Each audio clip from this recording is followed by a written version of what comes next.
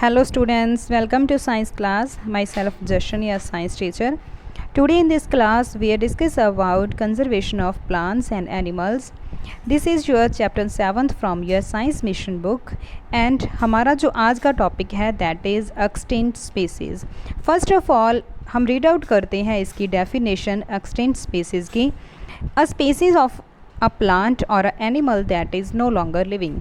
वो प्लांट या फिर वो एनिमल जो अब नहीं है, वो नहीं दिखाई देते हैं. एक टाइम ऐसा था जब हमारे पास ये प्लांट्स या फिर एनिमल्स हमारी अर्थ पे पाए जाते थे, हमारे सराउंडिंग में ये मिलते थे.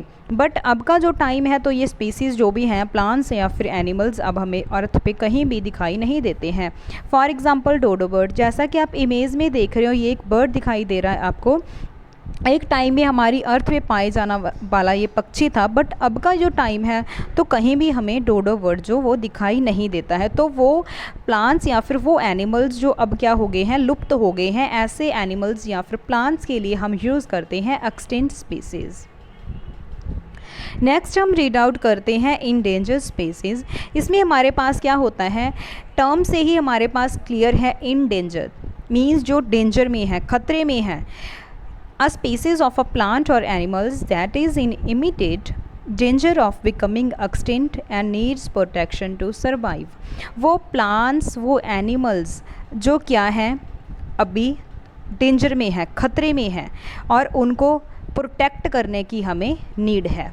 ऐसे हम बोल सकते हैं एनिमल्स या फिर ऐसे प्लांट्स जो क्या हैं आफ्टर सम टाइम क्या हो जाएंगे, ख़त्म हो जाएंगे, लुप्त हो जाएंगे हमारी अर्थ से, जिनको प्रोटेक्शन की बहुत ज़्यादा नीड है. अगर हम उनको प्रोटेक्ट कर देंगे, कंजर्व कर देंगे तो वो क्या हो जाएंगे, सेव हो सकते हैं. तो उनको सर्वाइव कराने के लिए हमें क्या करना पड़ेगा, अपना जो इन्वायरमेंट है या फिर ऐसे प्लांट्स या फिर एनिमल्स को हमें कंजर्व करना पड़ेगा. तो ऐसे प्लांट्स या फिर एनिमल्स जो क्या है अभी खतरे में हैं या फिर after some time in future वो क्या हो जाएंगे, लुप्त हो जाएंगे हमारी अर्थ के ऊपर से, इन प्लांट्स या फिर एनिमल्स के लिए हम टर्म यूज़ करते हैं दैट इज़ इंडेंजर्ड. नेक्स्ट हमारे पास है प्रोजेक्ट टाइगर. प्रोजेक्ट टाइगर के बारे में हम रीड आउट करते हैं. Project tiger. Tiger and other cats are the most endangered species, especially in India. Since forests are being cut and destroyed, the cats are being deprived of their habitat and food link. आपको पता है deforestation हम पहले read out कर चुके हैं बहुत अच्छे से डिफॉरेस्टेशन के बारे में. तो अगर क्या है हमारे पास जो फॉरेस्ट है वो कट जाएंगे तो हमारे पास जो क्या है टाइगर है या फिर ऐसे कैट्स वगैरह जो इसकी हम बोल सकते हैं प्रजाति में से हैं, वो क्या हो रहे हैं due to cutting of trees, वो क्या हो रहे हैं, कम हो रहे हैं, वो डिस्ट्रॉय हो रहे हैं, वो ख़त्म हो रहे हैं. क्योंकि बिकॉज ऑफ हमारे पास क्या है, अगर हमने डिफॉरेस्टेशन हो गई है, फॉरेस्ट कट कर दिए हैं, तो जो फूड लिंक है उस पर इफेक्ट पड़ता है. फूड लिंक पे इफेक्ट पड़ेगा दैट मीन्स सीधा एनिमल्स पे इफेक्ट पड़ेगा. उनमें से हमारे पास जो एक एनिमल है that is tiger. Then most tigers are being wiped out by poachers. ये पोचर्स होते हैं हंटर्स, शिकारी, killing them for their skin, bones, nails and teeth which are being sold within India. तो हमारे पास क्या है, बहुत सारे ऐसे टाइगर्स हैं जो क्या कर दिए जाते हैं, जो हमारे हंटर्स होते हैं या फिर हम बोल सकते हैं पोचर्स होते हैं, उनके द्वारा किल कर दिए जाते हैं, इनको मार दिया जाता है. किसके लिए, उनकी स्किन के लिए, उनके बोन्स के लिए, उनके नेल्स के लिए, उनके टीथ्स के लिए. और आफ्टर दैट इनको किल करके इनके जो है बॉडी पार्ट्स हैं, ऑर्गन्स है, वो निकाल लिए जाते हैं बॉडी पार्ट्स, और वो क्या किए जाते हैं, वो सेल किए जाते हैं हमारे इंडिया के अंदर. And also exported to outside world. Even that हमारे इंडिया को छोड़ के अदर दैन जो कंट्रीज़ हैं वहाँ पर भी वो क्या किए जाते हैं, वो सोल किए जाते हैं. टाइगर्स को सेव करने के लिए जो हमारी मिनिस्ट्री है इंडिया की, उन्होंने क्या किया, मिनिस्ट्री ऑफ एनवायरनमेंट, उन्होंने क्या किया, एक प्रोजेक्ट टाइगर लॉन्च किया, जिसके थ्रू क्या किया गया, जो सभी इंडियन हमारे इंडिया में जितने भी टाइगर्स थे उनको एक जगह पे रिजर्व किया गया, कंजर्व किया गया. तो उनको सेव करने के लिए ये हमारा जो प्रोजेक्ट था वो लॉन्च किया गया, जिसका नेम है प्रोजेक्ट टाइगर, जिसके थ्रू जो इनकी पॉपुलेशन थी वो क्या हो रही थी, कम हो रही थी, डिक्रीज़ हो रही थी. उनको सेव करने के लिए ये वाला जो हमारा प्रोजेक्ट था वो इंडियन गवर्नमेंट द्वारा स्टार्ट किया गया. नेक्स्ट हम रीड आउट करते हैं रेड डाटा बुक के बारे में.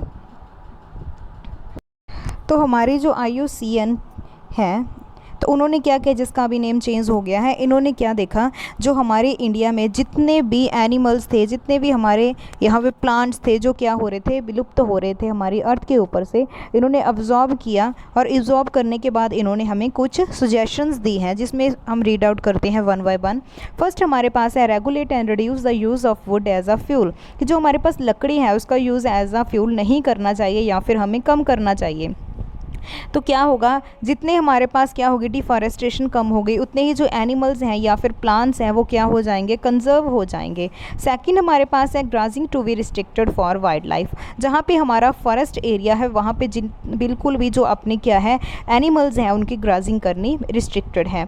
Affective system to prevent forest fires, जो क्या है इतना अच्छे से प्रिवेंशन करके रखनी चाहिए, कभी अगर बाय चांस फॉरेस्ट फायर लगती है तो उस पर जल्दी से निजात पाया जा सके, उसको जल्दी से कंट्रोल किया जा सके।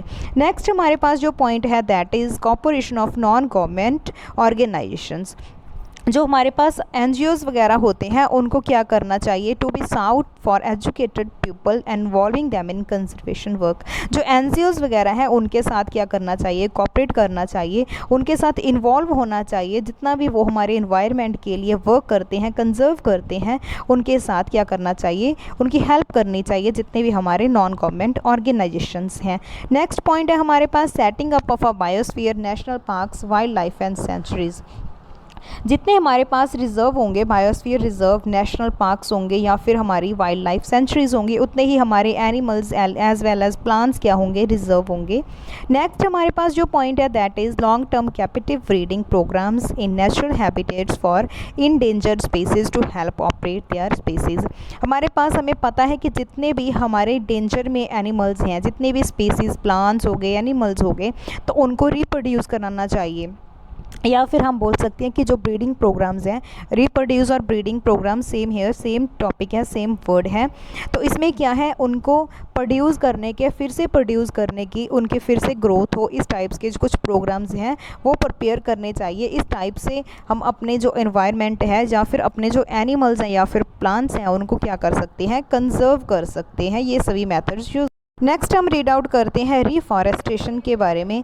रिफॉरेस्टेशन क्या है, री मीन्स होता है टू प्लांट अगेन, मीन्स फिर से जो प्लांट है उसको लगाना। उसके बाद फॉरेस्ट क्या है, plant that is full of plants and trees, वो place that is full of plants and trees, जो वो प्लेस, वो एरिया जहाँ पे बहुत ज़्यादा प्लांट्स एवं बहुत ज़्यादा ट्रीज़ लगे हुए हैं उसको ही हम फॉरेस्ट बोलते हैं।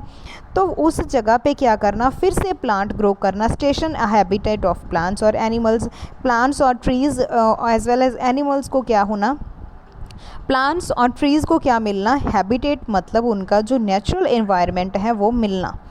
तो रिफॉरेस्टेशन क्या हो गया, to plant other types of trees and plants in a forest, किसी प्लेस के ऊपर जहाँ पे पहले से ही बहुत ज़्यादा प्लांट्स लगे हुए हैं, ट्रीज़ लगे हुए हैं, उस एरिया पे फिर से प्लांट्स ग्रो करना, टू प्लांट अगेन। री का मीनिंग ही ये होता है कि फिर से प्लांट ग्रो करना, किस एरिया के ऊपर जहाँ से पहले ही बहुत ज़्यादा प्लांट्स या फिर बहुत ज़्यादा ट्रीज़ लगे हुए हैं और वहाँ के जितने भी प्लांट्स या ट्रीज़ हैं उनको उनका नेचुरल एनवायरनमेंट मिल सके, उसको बोला जाता है रिफॉरेस्टेशन। नेक्स्ट हमारे पास जो टर्म है that is what is migration. Migration क्या होता है, migration is the movement of animals from one place to another, एक जगह से दूसरी जगह पे माइग्रेट कर जाना, या फिर हम बोल सकते हैं एक जगह से दूसरी जगह पे ट्रांसफ़र कर जाना, उसको बोलते हैं माइग्रेशन।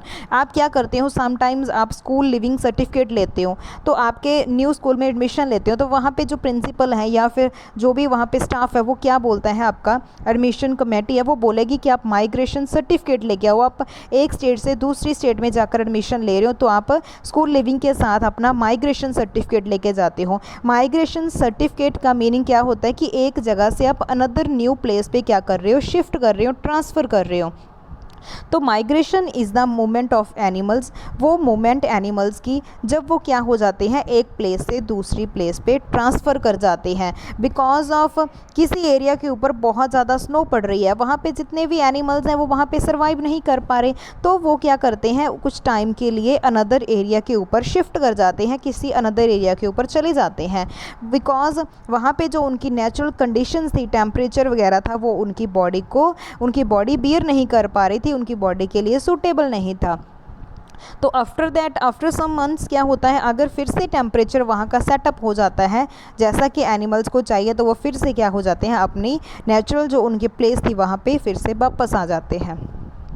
नेक्स्ट हमारे पास है रिसाइकलिंग ऑफ पेपर। रिसाइकलिंग मतलब फिर से पेपर को यूज़ करना। पेपर रिसाइकलिंग एक प्रोसेस है of turning waste paper into a new paper products. हमें क्या करना चाहिए, जो पेपर है वो आपको पता है वुड से बनते हैं। वुड मतलब ट्री से आती है। ट्रीज़ काटेंगे तो आपने पढ़ चुके हो कि डिफॉरेस्टेशन के क्या क्या इफेक्ट्स पड़ते हैं, कौन कौन से यूजेस होते हैं। तो हमें जो पेपर है उसको दोनों तरफ से यूज़ करना चाहिए। पेपर को कभी भी वेस्ट नहीं करना चाहिए। और जो हमारे कबाड़ी वगैरह होते हैं उनको क्या करना चाहिए, प्रॉपर जो अपना पेपर है, अपनी जो फिलअप नोटबुक्स हैं वो क्या उनको देनी चाहिए। बिकॉज ऑफ वो क्या कर सकते हैं, उसको अपना जो पेपर है, वेस्ट पेपर है, उसको फिर से न्यू पेपर में टर्न कर देते हैं। तो ये हमारा जो आपका चैप्टर था conservation of plants and animals, हमारा चैप्टर यहीं पे ख़त्म होता है। आई होप आप सबको क्लियर हुआ होगा। अगर कोई डाउट है तो आप कमेंट सेक्शन में कमेंट करके पूछ सकते हो। In the end I would like to say don't be upset, we will meet soon at school. Thank you so much.